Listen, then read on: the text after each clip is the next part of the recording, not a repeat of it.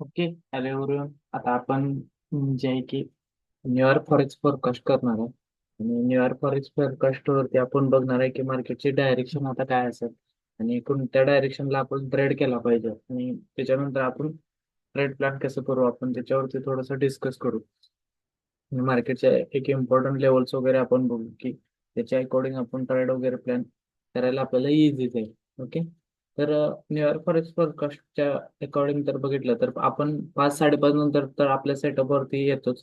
आणि 5-5:30 नंतर आपल्या सेटअपवरती येऊन आपण थोडंसं मार्केट वगैरे अनालिसिस करतो. आता काल ज्या लेवल आपण ड्रॉ केलेलं होतं जे की विकली फॉरेक्स फोरकास्टमध्ये मी सांगितलेलो की मार्केट थोडंसं डाऊनफॉल देऊ शकते. आणि त्याच्या अकॉर्डिंग जर बघितलं तर मार्केट आता जे आहे, आता आपण मंथलीच्या अकॉर्डिंग बघितलं तर मार्केट एका थोडंसं रेजिस्टन्सला आहे आणि नियर बाय सायकोलॉजिकलच्या नंबरच्या लेवलला आहे. ठीक आहे. त्याच्यानंतर जर विकलीच्या अकॉर्डिंग जर बघितलं, विकलीच्या अकॉर्डिंग मार्केटनं अजून काही स्ट्रक्चर तर बनवलेलं नाही की रिव्हर्सलचं वगैरे किंवा सेलिंग स्ट्रक्चर वगैरे काय असेल तर बनवलेलं नाही. जोपर्यंत आपण रिव्हर्सल पॅटर्न क्रिएट होत नाही तोपर्यंत आपण म्हणजे सेलिंग ट्रेड प्लॅन करत नाही. ठीक आहे. आता विकलीच्या अकॉर्डिंग जर बघितलं तर विकलीच्या अकॉर्डिंग मार्केट अजून ऑल टाइम हायला अजून एक नवीन ऑल टाइम हाय क्रिएट करू शकते की कारण की मार्केटने ह्या ठिकाणी जर बघितलं तर कुठंच एक रिव्हर्सल पॅटर्न क्रिएट केलेला नाही. त्याच्या अकॉर्डिंग जर बघितलं तर मार्केट अजून आपल्याला बुलिश दिसते विकलीच्या अकॉर्डिंग. आता डेलीच्या अकॉर्डिंग जर बघितलं तर डेलीच्या अकॉर्डिंग पण आपल्याला अजून मार्केट काय दिसते की बुलिश दिसतंय. आजची ही कॅन्डल जर डोजी टाईप क्लोज झाली तर आपण थोडंसं उद्या आपण ह्या लेवल पर्यंत तरी सेलिंग बघू शकतो. म्हणजे की आता इथून जर डेलीच्या अकॉर्डिंग फिफ्थ ड्रॉ केली तिथपर्यंत तर तो जो झोन आहे तो 50% आणि 61% रिट्रेसमेंटच्या मिडल वाला झोन आहे. इथपर्यंत आपल्याला सेलिंग बघायला मिळेल आणि डेलीची ओपनिंग क्लोजिंग लिक्विडिटी त्याच ठिकाणी पडलेली आहे. त्याच्या अकॉर्डिंग जर बघितलं 4 आवरच्या अकॉर्डिंग जर बघितलं तर आत्ता मार्केटनं काय केलंय की जर मार्केटने एक लो क्रिएट केला, जसं की आता मार्केट काय करत होतं, अजून हायर आहे, हायर आहे, हायर आहे, पुन्हा हायर आहे, पुन्हा याच्या अकॉर्डिंग इथं हाय बनला. पण ह्याच्या अकॉर्डिंग इथं जर लो जर क्रिएट करायला लागलं मार्केट असं, तर ह्या ठिकाणी स्ट्रक्चर जे दिसेल तर 4 आवरच्या अकॉर्डिंग आता आपल्याला थोडंसं हेड अँड शोल्डर सारखं स्ट्रक्चर दिसतंय. जर ही कॅन्डल अजून एकदा जर डाऊन आली तर आपल्याला स्ट्रक्चर जे दिसतंय ते पूर्ण सेलिंग स्ट्रक्चर दिसतंय आणि मार्केट एक नवीन हाय क्रिएट करत नाही. याच्या अकॉर्डिंग आपण एक सेलिंग ट्रेड प्लॅन करू शकतो. आता 4 आवरच्या अकॉर्डिंग जर बघितलं तर 4 आवरच्या अकॉर्डिंग जर बघितलं तर मार्केट काय आहे की एक आता इथे जर बघितलं 4 आवरच्या अकॉर्डिंग आपल्याला ही लेवल एक इम्पॉर्टंट लेवल आहे आपल्यासाठी. ठीक आहे. ओके. ही लेवल एक इम्पॉर्टंट आहे कारण की ह्या ठिकाणी मार्केटनं काय केलं की नवीन एक एक हाय क्रिएट केलं. ते मार्केट एक डाऊन येतं. आता 4 आवरच्या अकॉर्डिंग आपल्याला हे एक खालची एक लेवल बॉटम वाली लेवल पण आपल्याला एक इम्पॉर्टंट लेवल असेल. का? तर ह्या ठिकाणी जर बघितलं तर आपण जिथून जर ड्रॉ केलं असं तर ह्याच्या मागचं रिझन म्हणजे काय? तर इथं जर बघितलं ही लेवल एक आपल्यासाठी एक इम्पॉर्टंट लेवल असं काम करेल. कारण की जर बघितलं ह्या कॅन्डलला पण लेवल ड्रॉ करण्याचं रिझन म्हणजे काय आहे की 4 आवरच्या अकॉर्डिंग जर बघितलं तुम्ही तर मार्केटनं काय केलं ही कॅन्डल पहिला क्वेश्चन आपल्या मनात आला पाहिजे की ही कॅन्डल हिथंच काय येऊन क्लोज झाली, ती हिथं क्लोज होत होती, हिथं क्लोज व्हायला येत होती, पण ही कॅन्डल जी आहे ना हिथंच का क्लोज झाली. ठीक आहे. सेकंड कॅन्डल हिथूनच वरती झाली. आता ही डाऊन पण आली, हिथं क्लोज व्हायला पाहिजे, हिथं क्लोज व्हायला पाहिजे, पण हिथंच त्याने सपोर्ट ऍड केलं. पुन्हा थर्ड कॅन्डल जे आहे ते त्या ह्याच कॅन्डलने बरोबर सपोर्ट इथंच ऍड केलं. पुन्हा ही जी रेड कॅन्डल आली त्यानं बरोबर ह्याच ठिकाणी सपोर्ट प्रोव्हाइड केला. म्हणजे जर कॅन्डल ही एवढी बेरिश होती तर ह्याच्या खाली क्लोजिंग व्हायला पाहिजे होती. नेक्स्ट जर कॅन्डल बघितलं तर ह्याच ठिकाणावरून एक सपोर्ट येतं. मे बी मार्केट एक नवीन हाय पण क्रिएट करू शकतो. ठीक आहे. त्यानंतर जर बघितलं 4 आवरच्या अकॉर्डिंग तर स्ट्रक्चर बघितलं, त्यानंतर 1 आवरच्या अकॉर्डिंग जर बघितलं आता जर स्ट्रक्चर जर बघितलं आपण, मी काय म्हणतो तर आपल्याला हेड अँड शोल्डर सारखा पॅटर्न क्रिएट झालेला दिसतो. जर बघितलं तर मार्केट खालून काय करत होतं, सॉरी, मार्केट काय करत होतं खालून हायर आहे, ह्याच्या अकॉर्डिंग इथं काय बनलंय, हायच बनलाय. पुन्हा मार्केटने एक हाय क्रिएट केला. आता मेन ऍक्च्युअल हा लो आहे, ह्याच्या अकॉर्डिंग इथं काय बनला हाय. पुन्हा इथं काय बनवलं मार्केटनं हाय.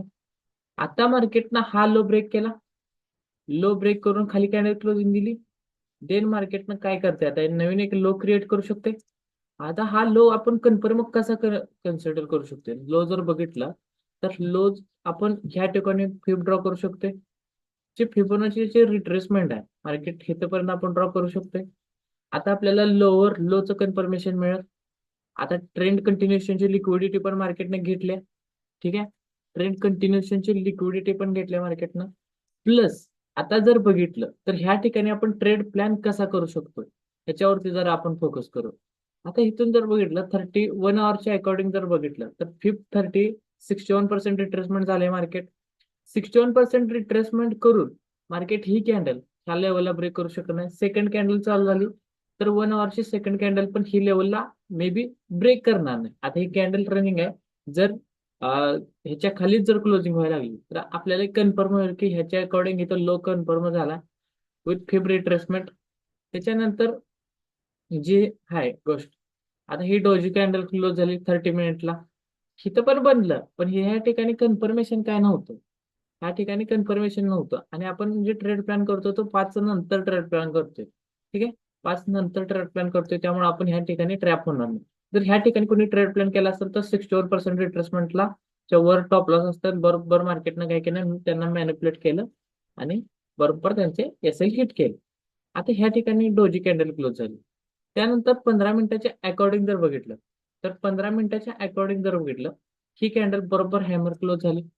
त्याच्यानंतर जर बघितलं तर आपण ह्याचे हाफ वीक यूज करू शकतो. कारण की हाफ वीक का तर आपला टॉप लॉस लय मोठा होतो. टॉप लॉस मोठा होतो तर आपण काय करू शकतो की ह्या ठिकाणावरून एक हाफ वीक पासून ट्रेड प्लॅन करू शकतो. ओके, आता हा जो टॉप लॉस आहे तो आपण ह्या ठिकाणी पण ठेवू शकतोय जेणेकरून आपल्याला हे पूर्ण टार्गेट अचीव्ह होईल. जे की 1:5चा टार्गेट अचीव्ह होईल, 100 पेप्सीचं टार्गेट अचीव्ह होईल. आता हा आपण असा 1:4च्या आसपास ट्रेड बुक करायचा प्रयत्न करू. ओके, ठीक आहे. थोडासा टॉप लॉस जिथं वाटतोय तिथून एक 5-10 पिप्स आपल्याला इन्क्रीज केला पाहिजे कारण की टॉप लॉसला जागा भेटली पाहिजे. ओके, 5 मिनिटाच्या अकॉर्डिंग जर बघितलं 5 मिनिटच्या अकॉर्डिंग मार्केटनं काय केलंय की मार्केटनं काय केलं, 5 मिनिटच्या अकॉर्डिंग मार्केटनं काय होता याच्या अकॉर्डिंग पुन्हा इथं लो बनला, पुन्हा इथं लो, असं मार्केटनं एक स्ट्रक्चर बनवलं. पुन्हा मे बी असं डाऊन येते. ओके, असं मार्केट येणार आहे डाऊन. ओके, ही स्ट्रक्चर जे आहे हे टोटल स्ट्रक्चर तुम्हाला सेलिंग स्ट्रक्चर आहे. आता ह्या ठिकाणाहून जर आपण सेल केला तर आपल्याला 100 पिप्सचं इझिली टार्गेट मिळून जाईल. आणि ह्याचं नेक्स्ट जे टार्गेट असेल ते ह्या लेवल पर्यंत असेल आणि त्याच्यानंतर जे टार्गेट असेल ते इथपर्यंत असेल. सगळं पूर्ण टार्गेट जे असेल ते इथपर्यंत असेल. पण ही लेवल ब्रेक होणं गरजेचं आहे आणि देन ही लेवल ब्रेक होणं गरजेचं आहे.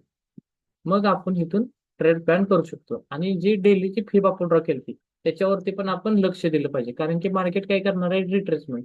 मे बी 38% रिट्रेसमेंट करून मार्केट काय होईल, अपसाईडला मुवमेंट करेल. त्यामुळे आपल्याला डेलीची एक फिब ड्रॉ करून जी की सायकोलॉजिकल नंबरलाच आपली डेलीची फिब येते त्याच ठिकाणावर मार्केट एक रिव्हर्सल स्ट्रक्चर जर बनवलं, जसं की आता आपण रिव्हर्सल स्ट्रक्चरवरती ट्रेड प्लॅन केलाय ना, त्याच्या अकॉर्डिंग जर बघितलं तर आपण तिथून एक बाईंग ट्रेड आपण फाइंड करू शकतो जे की 60 जे 2600चे जे लेवल आहे त्याच्या अकॉर्डिंग इथून आपण एक बाईंग ट्रेड फाइंड करू शकतो. आता 5 मिनिटाच्या अकॉर्डिंग इथूनच ट्रेड प्लॅन का केलाय तर त्याच्या मागचं एक रिझन आहे की अनवॉन्टेड एक कॅन्डल आहे.